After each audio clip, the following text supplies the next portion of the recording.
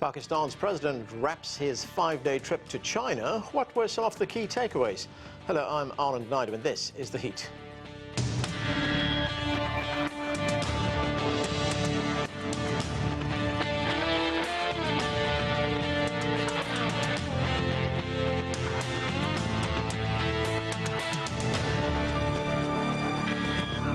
Pakistani President Asif Zardari has concluded his official state visit to China. He and Chinese President Xi Jinping held talks on Wednesday and released a joint statement on the two nations' partnership. Beijing stated that its relationship with Pakistan is a priority in its foreign relations and of special significance in China's foreign policy, while Islamabad reaffirmed that the friendship is the cornerstone of its foreign policy. CGTN's Yu Yang has this report. On Friday, Zardari attended a welcoming banquet held by the Chinese leader and also attended the opening ceremony of the 9th Asian Winter Games in Harbin, northeast China's Heilongjiang province. Earlier this week, Chinese President Xi Jinping held talks with the Pakistani leader at the Great Hall of the People in Beijing. The two sides have issued a joint statement reaffirming the importance of the China-Pakistan all-weather strategic cooperative partnership. And China also said that bilateral relationships between China and Pakistan is a priority in its foreign relations. The Pakistani side reiterated strongest condemnation of the terrorist attacks in the country involving Chinese personnel. The two reaffirmed their commitment to fight against terrorism. In the document, the Pakistani side spoke highly of the Belt and Road Initiative and agreed to promote the implementation of the 8 major steps on high-quality Belt and Road cooperation and jointly build a growth China-Pakistan economic corridor. The two believe that the peaceful and prosperous South Asia is in the common interest of all parties. Regarding Afghanistan, both China and Pakistan agreed to play a constructive role in helping the country achieve stable development. At the same time, the two sides also welcomed the ceasefire agreement in Gaza and hope that the agreements will be implemented effectively, leading to a full and permanent ceasefire in Gaza. The two sides reaffirmed their support for the rights of the Palestinian people to self-determination, including their right to establish an independent state of Palestine. Yu Yang, CGTN, Beijing. To discuss this and more, let's bring in our guests. Joining us from Beijing, Victor Gao is Chair Professor at Soochow University. From Paris, we're joined by Mosharraf Zaidi. He is the CEO and founder of Tabadlab Private Limited. Also with us, Gong is a professor at the University of International Business and Economics. And from Virginia, we're joined by Shuja Nawaz. He is a distinguished fellow and former director of the South Asia Center at the Atlantic Council. Thanks, everyone, for being with us. Shuja Nawaz, Pakistani President Zardari held talks with Chinese President Xi Jinping. Those talks took place on Wednesday. It was a 5-day visit. Over a dozen bilateral cooperation documents were signed. So put it all into perspective for us. How significant was this visit, and what were some of the key agreements that the two leaders signed? Anand, it was significant only in the sense that it's the continuation of this long-standing relationship. But we must be realistic. President Zardari is a titular head of state of Pakistan. He's not head of government. Neither is he wielding any political power. His party is not a member of the current government in Pakistan. They've decided to sit and support the current government, but not be a party to the cabinet. And they reserve the right to do their own thing when they need to. When it was inaugurated, CPAC was the jewel in the crown of the BRI initiative. But since then, other projects and programs seem to have taken higher priority. So the $62 billion or whatever the total amount is currently for CPAC is overshadowed by the $400 billion program that China has with Iran for a north-south infrastructure and pipeline and other projects. And now there is talk of a link directly through the Wakhan corridor into Afghanistan. These are all very long-term projects, The Chinese have obviously a greater influence on what happens inside Pakistan with regard to CPAC, but successive governments in Pakistan have failed to deliver with the speed that the Chinese, I'm sure, expected. Victor Gao, President Xi Jinping, he said this during the meeting. He said China and Pakistan are ironclad friends and all-weather strategic partners. And as we are all aware, China and Pakistan have a close relationship, cemented in part by what Shuja was talking about a moment ago, that the Belt and Road Initiative and Pakistan's membership in that initiative. How would you characterize their relationship? First of all, China and Pakistan are true friends and brothers and sisters, and we fully respect each other, and we promote each other's legitimate interests. Now, China is, of course, a much larger economy and wields much greater power and impact on the world, but the fact that China and Pakistan view each other as completely equal and deal with each other and treat with each other as such means a lot, both for China as well as for Pakistan.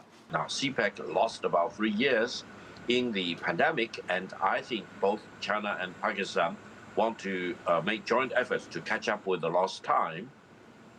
And also, allow me to emphasize that CPAC as a whole is, in my best judgment, the largest infrastructure project, not only between China and Pakistan, but also within the BRI framework.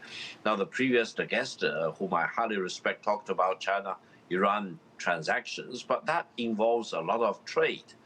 Whereas for the CPAC, focusing on more connectivity and the infrastructure project is really the largest and the most influential and impactful infrastructure project for all these more than 150 or 60 countries which participate together with China in the CPAC, in the BRI project. So I hope both China and Pakistan will deliver on their promises and create economic miracles for the people in Pakistan and in China in particular.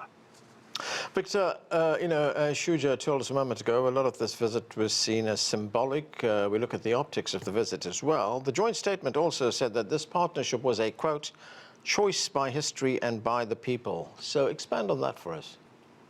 Well, I think the visit is not only symbolic, it is also very much substantive, because I think China and Pakistan really need to seize every moment to recommit ourselves and rededicate ourselves to our very extraordinary friendship of equality.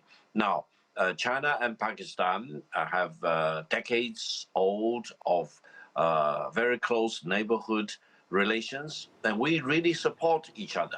I think our relations are built upon geopolitical considerations as well as economic and trading considerations. In China, I've met with lots of Pakistani friends who have studied here, decided to stay behind, and they are working in different positions, sometimes academic, sometimes trading positions.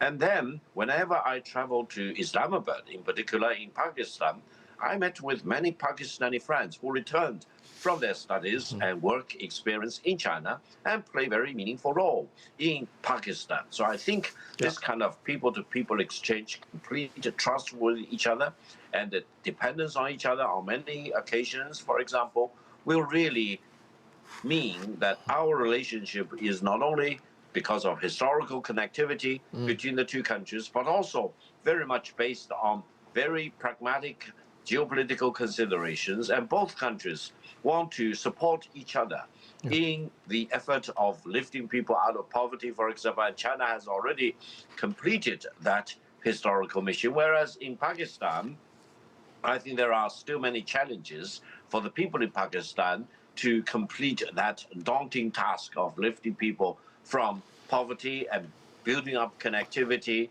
And now we are already in this AI age. I think China really can offer Pakistan a lot of new possibilities of upgrading their economic development, bringing new investment opportunities to Pakistan. Mosharraf Zaidi, the two countries have a major trade relationship. China is Pakistan's largest trading partner and a major investor when it comes to things like energy and infrastructure, as we've just heard. Now, both sides have agreed to collaborate on phase 2 of the China-Pakistan Free Trade Agreement.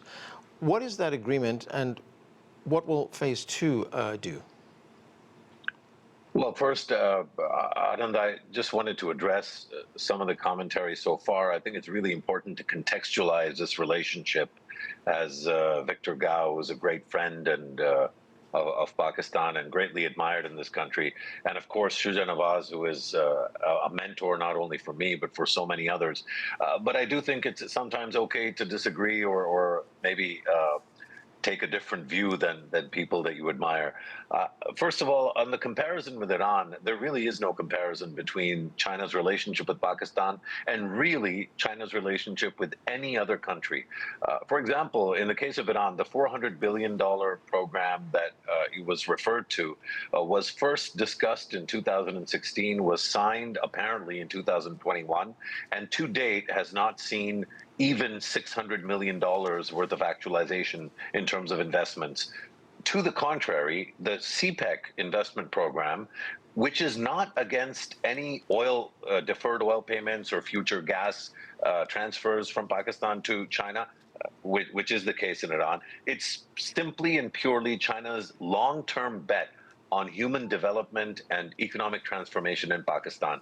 And so to your question about phase 2 of whether it's the free trade agreement or it's CPEC, every part of the Pakistan-China relationship today is focused on China trying to get Pakistan to move in the same direction that Mao helped put China on 40, 45 years ago. And that really is the core of the relationship.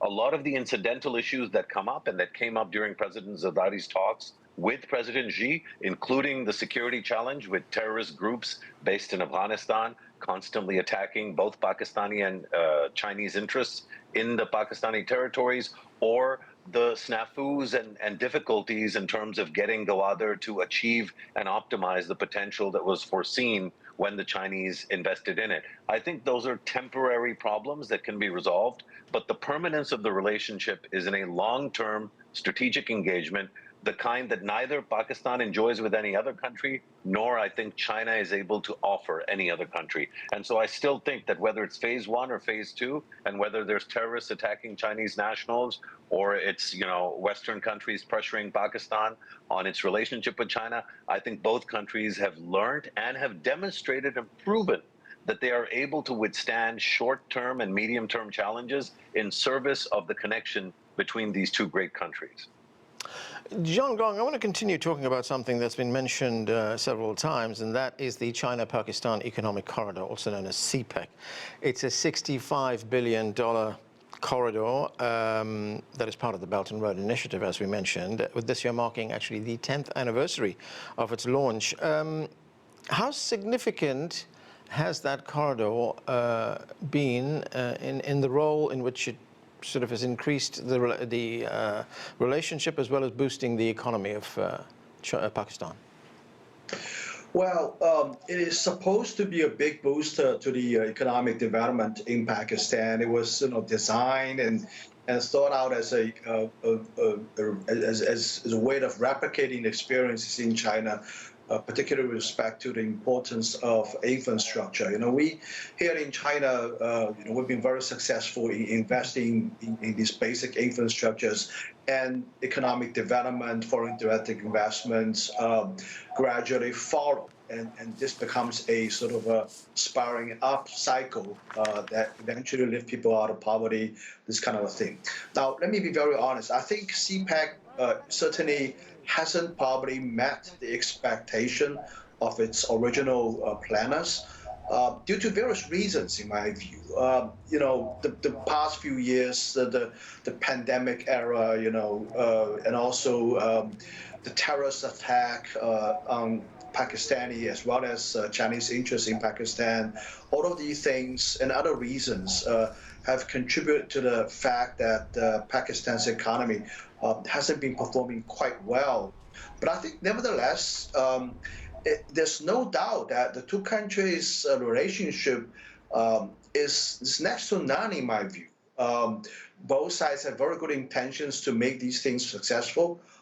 And I think, this visit and also the joint statement coming out of the summit meeting between President Xi and Pakistani President shows China's continued commitment to CPAC as well as other projects in Pakistan. So I think, the significance really lies with the fact that China is not going anywhere. China is going to stay and continue to invest in Pakistan. I think this is probably the most significant thing that we can get away from this summit between the two leaders. Right, and Shuja, Nawaz, looking at some of the other positive impacts of this relationship, Victor mentioned some of them, and that is, of course, Pakistan has its fair share of challenges as far as its economy is concerned. But when it comes to things like digital development, the transition to green energy, there's a great deal of synergy between these two countries, aren't there? Yes, there is. But let's put it in context. I think, again, I agree with all the comments that have been made about the relationship. The relationship is old and well established and remains very strong. In fact, it's going to become even stronger now, given the changes that have occurred in the United States, where the US is now pulling out development assistance from all over the world, including from key sectors in social development and health and education in Pakistan. So there is a greater opportunity for China-Pakistan to create better relationships in boosting those sectors within the CPAC framework, which have already been identified, but on which work has been slow. Now, we can only blame COVID for so much, but I think we have to take a look at the poor governance and the management of projects in Pakistan and the inherent corruption in setting up special economic zones, etc., with tax-free opportunities. They have not yet delivered. Right. Mosharraf, Zaidi, just on the question of infrastructure and China's involvement in developing that infrastructure in Pakistan, what is your take on what's been achieved? Again, you're asking me to take a slightly different take from the great Shuja Nawaz. First of all, I think just on the metrics, the data that I think Shuja is referring to is a little bit dated. Just in energy, there are 15 independent, unique new projects that initiated after 2014, after CPAC was signed, that are all fully operational. I think it's important to understand one thing that I agree with all the speakers on, especially Shuja, is that there has been a lot of talk. Pakistanis, as you know, Anand, we love talking. We love to ham it up. We love to tell stories. So, in 2013 and 14, when the buildup of CPAC was happening, and then in 2015, in fact, when it was signed, there was a lot of talk. At that time, originally, the number was 38 billion, then it grew to 42 billion, and now people refer to anywhere between 60 and 70 billion dollars. First of all, $42 billion of that has already been out the door. That's money that's already gone from Chinese banks, Chinese companies, Chinese organizations, and the Chinese state into either infrastructure or road or other feasibility projects. So that's the, in terms of the quantum, a very large chunk, and I would say nearly all of what was originally conceived in the first phase of CPAC was actualized. All of the energy projects that were conceived of were actualized. There were many scandals, many stories, many questions about the way that happened. But the one thing that nobody can question is that the generation capacity of Pakistan in terms of how much energy it produces has been upscaled to a level that Pakistan will not need new infrastructure on energy production of that nature for several years. So Pakistan continues to need more solar, more wind, and more water-based. But in terms of that kind of energy, Pakistan is done. So CPAC fulfilled its potential there. In terms of the road infrastructure, CPAC has had a transformational effect on especially the secondary markets, connecting them to the main highways in the country. Again, there's a lot more to do, and Shuja is absolutely right. Special economic zones have been a disaster. The kind of transfer that China was looking at, the industrial transfer, the kinds of things that Vietnam was able to do during COVID, or India was able to during COVID, in terms of replacing some of the lower end exports that China used to provide to the rest of the world, that hasn't happened. And that's what makes the Chinese upset and uncomfortable. But as far as how that affects the quality of the relationship, I think it only renews the resolve of both sides to get on with it and to get better at actualizing the dreams and aspirations of both the people of Pakistan and the Chinese people. Victor, another key topic which is critical to both countries is countering terrorism. In fact, they reiterated, this is a quote from their statement, they said they have a commitment to combating terrorism in all its forms and manifestations with a zero-tolerance attitude, unquote. This also includes terrorist attacks in Pakistan on Chinese workers. Both nations are part of the Shanghai Cooperation Organization, which has also taken a very firm stance on countering terrorism through the regional anti-terrorist structure. So how have China and Pakistan taken the reins on this very, very critical issue, countering terrorism domestically and regionally? Well, this is truly a major challenge because based on Chinese experience, if you really want to achieve good quality development, you need to maintain stability at home and keep peace abroad.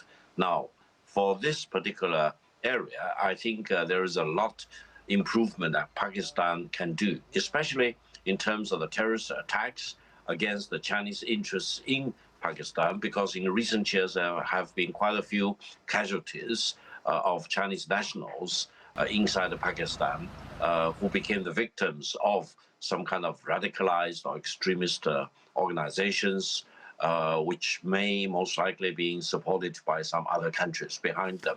So I think China and Pakistan really need to get their acts together to increase their cooperation in anti-terrorism, because each time a terrorist attack happens in Pakistan, and each time China would lose some of its nationals, then the wave of impact on China is huge, because lots of Chinese businesses will lose confidence of making huge investment in Pakistan, and they may worry about their safety, for example, and then they may need to depend more and more on the government support or the military support from the Pakistani side. And sometimes it is very difficult to really fully assure that the safety and the security of the Chinese nationals is fully protected. So this is a tricky area.